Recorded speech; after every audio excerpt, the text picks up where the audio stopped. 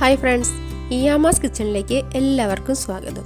ഇന്ന് നമുക്ക് ഗോതമ്പ് പൊടി ഉപയോഗിച്ചിട്ട് ഒരു ഏലാഞ്ചി ഉണ്ടാക്കിയാലോ.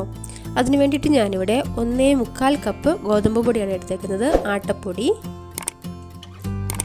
ഇനി ഇതിലേക്ക് ഒരു 1/2 ടീസ്പൂൺ ഉപ്പ് ചേർത്ത് കൊടുക്കാം. ഇനി നമുക്ക് നന്നായിട്ടൊന്ന് മിക്സ് ചെയ്തിട്ടെടുക്കാം.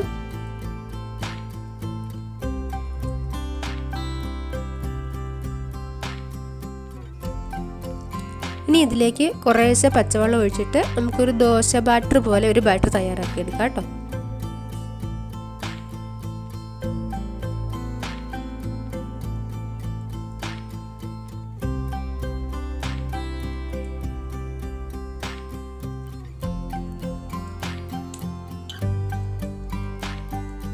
ഇത് മതി. ഇനി നമുക്കൊരു തേങ്ങയുടെ മിക്സ് തയ്യാറാക്കണം. അതിനു വേണ്ടിയിട്ട് ഞാനിവിടെ 1 കപ്പ് തേങ്ങ ചിരണ്ടിയത് എടുത്തിട്ടുണ്ട്, 1/2 കപ്പ് വെല്ലവും ചിരണ്ടി എടുത്തിട്ടുണ്ട്. ഇനി ഇതിലേക്ക് 1 ടീസ്പൂണ് ജീരകത്തിൻ്റെ പൊടിയാണ് ചേർത്ത് കൊടുക്കുന്നത്.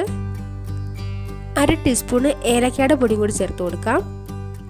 ഇനി ഇത് നന്നായിട്ടൊന്ന് മിക്സ് ചെയ്തിട്ടെടുക്കാം.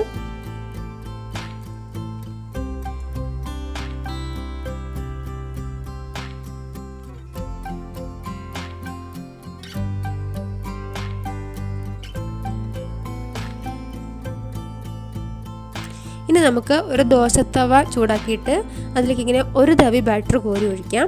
ഇങ്ങനെ നന്നായിട്ട് കട്ടി കുറച്ചൊന്ന് പരത്തിയെടുക്കാം. ഇനി നമുക്കിതൊന്ന് മൂടി വെച്ച് വേവിച്ചെടുക്കാം.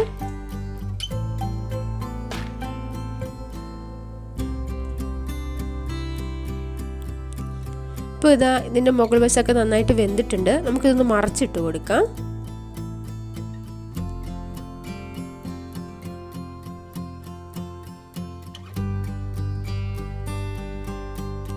ഇനി നമുക്കിതിൻ്റെ ഒരു സൈഡിലേക്ക് നമ്മളവിടെ മിക്സ് ചെയ്ത് വെച്ചേക്കുന്ന തേങ്ങാക്കൂട്ടില്ലേ, അതിൽ നിന്ന് 1-2 സ്പൂൺ നമുക്ക് ചേർത്ത് കൊടുക്കാം കേട്ടോ. നമ്മുടെ ആവശ്യത്തിന് ചേർത്ത് കൊടുക്കാം.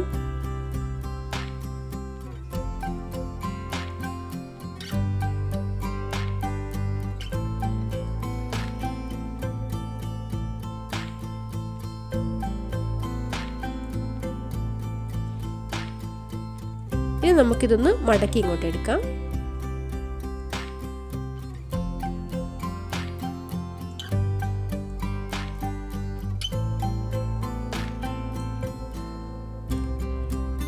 അപ്പോൾ ഇത്രേ ഉള്ളൂ, നമ്മുടെ ഏലാഞ്ചി ഇവിടെ റെഡി ആയിട്ടുണ്ട്.